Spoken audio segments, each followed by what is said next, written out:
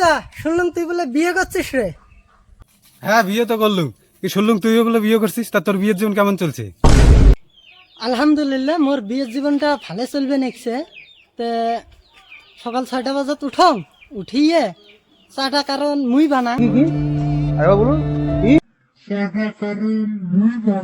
তে চাটা মোর ভাল হয়, এই কারণে মুই বানাং।